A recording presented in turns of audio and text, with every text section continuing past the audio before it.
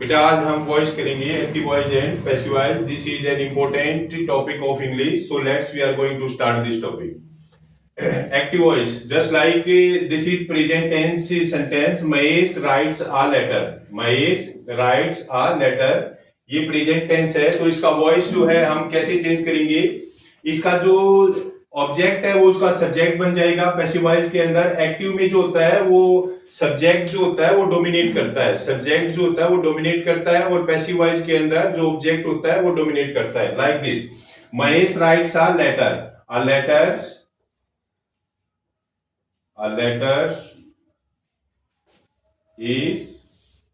A letter is written by Mohan. So अगर आपका जो सेंटेंस है वो प्रेजेंट टेंस है और आपका जो सब्जेक्ट है that is singular, in that condition हम हेल्पिंग वर्ब इज का यूज करते हैं और पैसिव वॉइस के अंदर वर्ब की थर्ड फॉर्म का यूज होता है. तो ये थर्ड फॉर्म, राइट की थर्ड फॉर्म हो जाएगी रिटन. तो महेश राइट्स अ लेटर, ये प्रेजेंट टेंस है. आपको कैसे पता चला ये प्रेजेंट टेंस है? क्योंकि इसके अंदर जो होता है वो सब्जेक्ट आपका सिंगुलर है और वर्ब की फर्स्ट फॉर्म के साथ एस लगा हुआ है, तो ये प्रेजेंट टेंस है. इसका वॉइस आपने कैसे चेंज करना है, इसके अंदर जो आपका ऑब्जेक्ट है वो सब्जेक्ट बन जाएगा. वॉइस पैसिव वॉइस के अंदर अ लेटर इज, अगर आपका जो सब्जेक्ट है that is singular, in that condition we use the helping verb is. If your subject is I, in that condition we use am. If your subject is you, we, they, in that condition we use the helping verb are. तो इसके अंदर क्या हो जाएगा, a letter is written by Mohan. Next sentence, I fly a kite. I fly a kite, ये भी present tense का जो है वो एक्टिव वॉइस का सेंटेंस है. तो इसका पैसिव वॉइस कैसे बनाएंगे, तो इसका जो ऑब्जेक्ट है वो क्या है, a kite. A kite is, fly की थर्ड फॉर्म लग जाएगी फ्लॉन बाय मी. आई का क्या हो जाएगा, मी. इसमें क्या होता है कि जो सब्जेक्टिव प्रोनाउन होता है वो किस में बदल जाएगा, ऑब्जेक्टिव प्रोनाउन में बदल जाएगा. तो आई का क्या हो जाएगा, जैसे आई है तो आई का क्या हो जाएगा, आई, माई, मी. यू का क्या हो जाएगा, you, yours, you. He, his, he का क्या हो जाएगा, हिम हो जाएगा, ही, हिज, हिम. शी का क्या हो जाएगा, शी, हर, हर. तो इस प्रकार से जो सब्जेक्टिव प्रोनाउन होता है वो ऑब्जेक्टिव प्रोनाउन में बदल जाता है. तो क्या हो जाएगा, a kite is flown by me. तो आई किसमें, आई जो है यहाँ पर क्या है, सब्जेक्टिव प्रोनाउन है. तो यहाँ ऑब्जेक्टिव प्रोनाउन में चेंज हो जाएगा, आई का क्या हो जाएगा, मी हो जाएगा. और ये अ काइट ये सिंगुलर है तो इसमें हेल्पिंग वर्ब आ जाएगी आपकी इज, और थर्ड फॉर्म आ जाएगी फ्लाई, फ्लो, फ्लॉन. तो इस प्रकार से जो है ये इसका पैसिव वॉइस बन जाएगा प्रेजेंट टेंस का. तो प्रेजेंट टेंस का जो एक्टिव का पैसिव क्या कैसे बनेगा, इसमें क्या होता है कि जो आपका ऑब्जेक्ट होता है पैसिव वॉइस में वो सब्जेक्ट बन जाता है और उसके अंदर क्या होता है कि अगर आपका जो सब्जेक्ट है that is singular, in that condition we use the helping verb is. If your subject is plural, in that condition we use the helping verb are. And with the I we use the helping verb am, and in all sentences we use the third form of the verbs. This is the rules that we make the passive voice of present tense. Next is they are playing hockey. They are playing hockey. ये कौन सा tense है? This is present continuous tense. This is present continuous tense because we use the or with the subject they, we use a helping verb or, and the first form we use ing. So this is present continuous tense. And how to make the passive voice of this sentence? In this sentence the object is hockey. Hockey is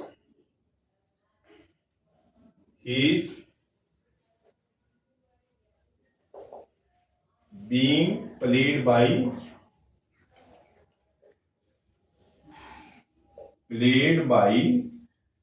दे का हो जाएगा then. दे का जो objective pronoun होगा वो them होगा, दे, there, them. तो दे subjective pronoun है और उसका ऑब्जेक्टिव प्रोनाउन हो जाएगा देम.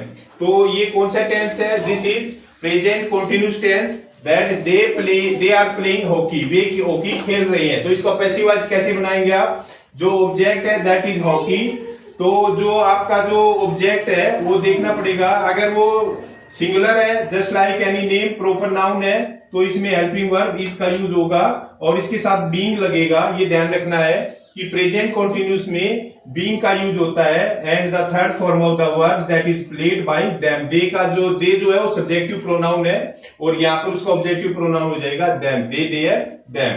तो इसका पैसिव वॉइस बन जाएगा hockey is being played by them. तो आपने ध्यान रखना है कि पैसिव वॉइस के अंदर जो होता है वो बीइंग का यूज होता है।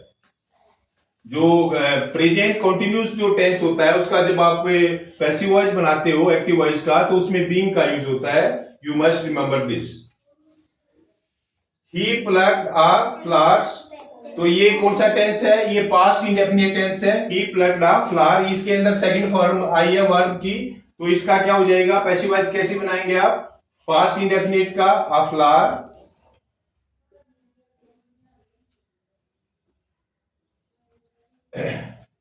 a flower was plucked by, ही का हो जाएगा हिम। देखिए अगर आपका जो टेंस है वो पास्ट इंडेफिनिट है, इन दैट कंडीशन आप पैसिव वॉइस कैसे बनाएंगे? अगर पास्ट इंडेफिनिट है तो आपने क्या करना है कि ये पास्ट इंडेफिनिट टेंस है, he plugged a flower, he plugged a flower, तो इसका पैसिव वॉइस आप कैसे बनाएंगे कि आ फ्लावर वॉज। अगर आपका सिंगुलर जो है, आपका जो सब्जेक्ट है वो सिंगुलर है, तो उसका किस प्रकार से आप जो है पैसिव वॉइस बनाएंगे? तो आपने वॉज का यूज करना है। उस कंडीशन में आपने वॉज का यूज करना है। ही, शी, इट, एनी नेम, अगर ये जो है वो सब्जेक्ट है तो वॉज का यूज होगा। तो अगर आपका जो सब्जेक्ट है वो दे है, वी है, यू है, उस कंडीशन में वर्ब का यूज होगा पैसिव वॉइस के अंदर। तो इसमें क्या हो जाएगा? A flower was plugged by him, he जो है वो सब्जेक्टिव प्रोनाउन है, उसका ऑब्जेक्टिव प्रोनाउन हो जाएगा him. He plugged a flower was plugged by him, तो ही का हिम हो जाएगा और इसका पैसिव वॉइस बनाएंगे तो इसमें वॉज का यूज हो जाएगा। When we are talking about past indefinite tense का पैसिव वॉइस, पास्ट इंडेफिनिट का पैसिव वॉइस के अंदर वॉज और वर्ब का यूज होता है हेल्पिंग वर्ब के यूज में, उसके रूप में। तो आ फ्लावर इसमें जो है ये वॉज का यूज हो जाएगा plugged by him. They were Mohan help Gopal, Mohan help Gopal, ये भी जो है वो पास्ट इंडेफिनिट टेंस है, सेकंड फॉर्म वर्ब पीआईएस के अंदर। तो इसका पैसिव वॉइस कैसे बनेगा? Gopal was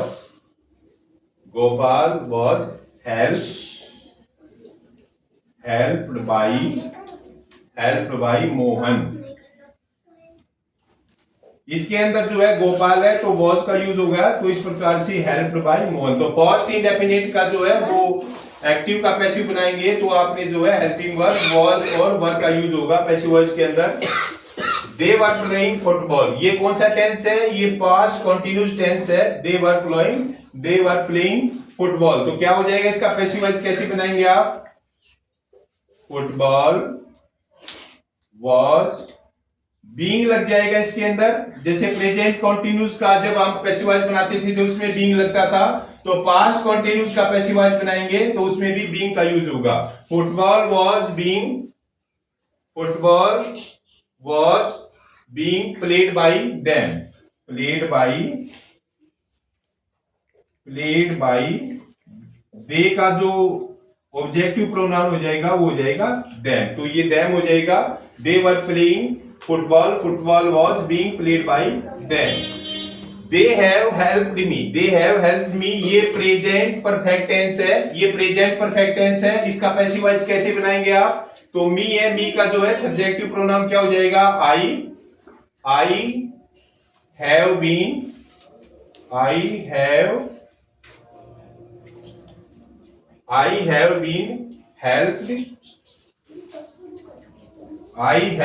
helped by, they का हो जाएगा them. They have helped me, ये प्रेजेंट परफेक्ट टेंस है। अब प्रेजेंट परफेक्ट का जो है पैसिव वॉइस आप कैसे बनाएंगे कि इसमें हैव है, हैव का हैव बीन हो जाएगा। इसमें पैसिव वॉइस में सभी में वर्ब की थर्ड फॉर्म का यूज होगा। तो इसका अगर आपका जो सब्जेक्ट है वो आई है, वी है, यू है, दे है, तो उसमें क्या लग जाएगा पैसिव वॉइस में हैव बीन लग जाएगा, वर्ब की थर्ड फॉर्म लग जाएगी और सब्जेक्ट का जो है वो ऑब्जेक्ट बन जाएगा। जो सब्जेक्टिव प्रोनाउन है वो ऑब्जेक्टिव प्रोनाउन में चेंज हो जाएगा। तो इसका पैसिव वॉइस क्या बनेगा, I have been helped by them, they का क्या हो जाएगा them. Next is they had passed a resolution, ये पास्ट परफेक्ट टेंस है, इसमें हेल्पिंग वर्ब हैड का यूज हुआ है और वर्ब की थर्ड फॉर्म का यूज हुआ है। तो ये जो है वो पास्ट परफेक्ट टेंस है। तो इसका पैसिव वॉइस आप कैसे बनाएंगे, तो इसका हो जाएगा a resolution, a resolution had been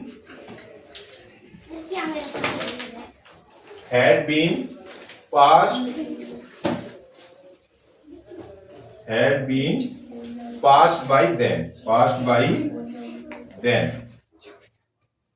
ये हो जाएगा कि आ रेजुलेशन हैड का क्या बन जाएगा, हैड का बन जाएगा हैड बीन, हैड का हैड बीन बन जाएगा। A resolution had been passed by them, they का हो जाएगा देम, दे चेंज हो जाएगा देम के अंदर। तो इस प्रकार ये जो है ये पास्ट परफेक्ट टेंस है और पास्ट परफेक्ट टेंस का जब आप पैसिव वॉइस बनाएंगे तो जो हैड है वो हैड बीन में चेंज हो जाएगा। जैसे प्रेजेंट परफेक्ट में जो हैज और हैव था वो हैज बीन और हैव बीन में जो है वो बदल जाएगा। आई शैल हेल्प सोहन, ये फ्यूचर टेंस है, ये फ्यूचर टेंस है। तो इसका पैसिव वॉइस कैसे बनाएंगे, सोहन विल बी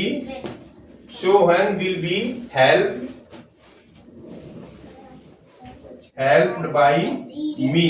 आई का क्या हो जाएगा, आई का मी बन जाएगा और शैल और विल का शैल बी और विल बी के अंदर चेंज हो जाएगा। तो ये जो है वो फ्यूचर इंडेफिनिट का पैसिव वॉइस बन जाएगा कि सोहन, ये ऑब्जेक्ट है तो ये सब्जेक्ट बन जाएगा सोहन। तो विल किस में बदल जाएगा, विल बी के अंदर बदल जाएगा, Sohan will be helped by me. I का ऑब्जेक्टिव प्रोनाउन क्या हो जाएगा, मी। नेक्स्ट ये मॉडल का है she can help you, she can help you. तो इसका पैसिव वॉइस आप कैसे बनाएंगे, you can be helped bye, you can be helped bye her.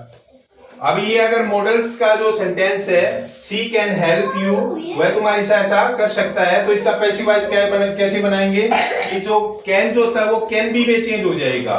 Can be में शैल, जो कुड होता है कुड बी में, मस्ट बी में, तो उसके बाद वर्ब की थर्ड फॉर्म आ जाएगी you can be helped bye हर। तो सी का ऑब्जेक्टिव प्रोनाउन हर हो जाएगा। इसी प्रकार से यू मस्ट ओबे मी, तो मी का जो है वो ऑब्जेक्टिव प्रोनाउन है, सब्जेक्टिव प्रोनाउन क्या हो जाएगा, I must B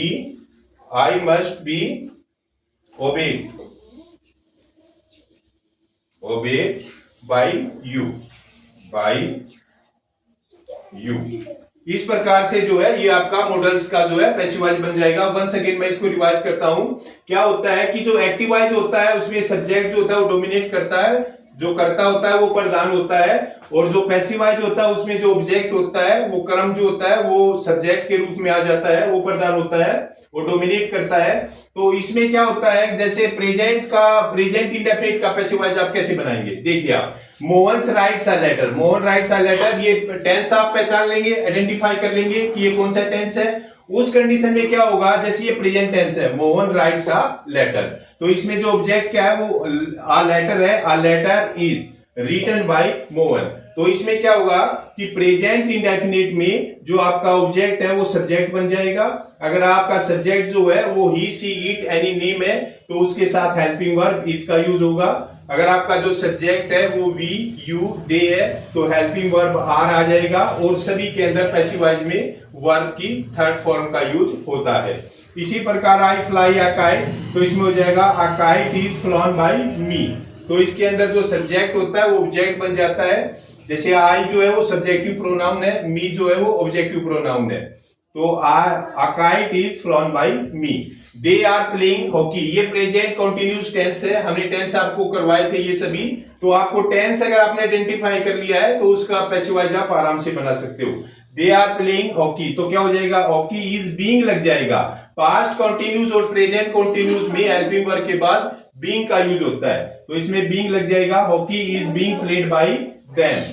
He plucked a flower, ये सेकंड फॉर्म वर्ब यूज होती है, तो ये पास्ट इंडेफिनिट का एफर्मेटिव सेंटेंस है। तो इसका पैसिव वॉइस कैसे बनाएंगे आप, a flower was plucked by him। ही का जो है वो ऑब्जेक्टिव प्रोनाउन हिम हो जाएगा और वर्ब की थर्ड फॉर्म का यूज हो जाएगा।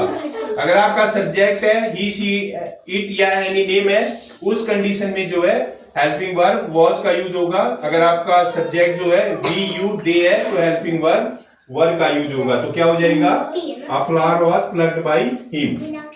They were playing football, ये पास्ट कंटिन्यूस टेंस है, ये पास्ट कंटिन्यूस जो है वो टेंस है।